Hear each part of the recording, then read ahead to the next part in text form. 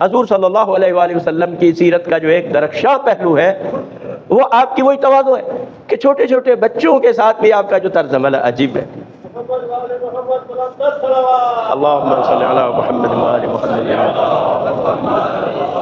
ایک دن آپ نماز پڑھانے کے لیے، ظہر کی نماز پڑھانے کے لیے آپ مسجد میں جا رہے تھے. مسجد میں سب لوگ منتظر ہیں. راستے میں کچھ بچے کھیل رہے تھے. انہوں نے جب حضور کو آتے ہوئے دیکھا تو آپ کو گھیر لیا اور کہنے لگے بچے یا رسول اللہ آپ حسن و حسین کو بھی اپنے کاندھوں پہ سوار کرتے، آج ہمیں بھی آپ اپنے کاندھوں پہ سوار کریں.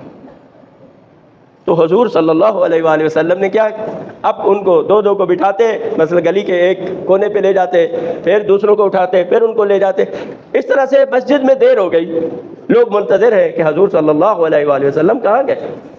تو بلال رضی اللہ تعالیٰ عنہ دیکھنے کے لیے جب آئے گلی میں ادھر ادھر دیکھ تو دیکھا حضور پاک جو ہے نا بچوں کو سواری کروا رہے ہیں.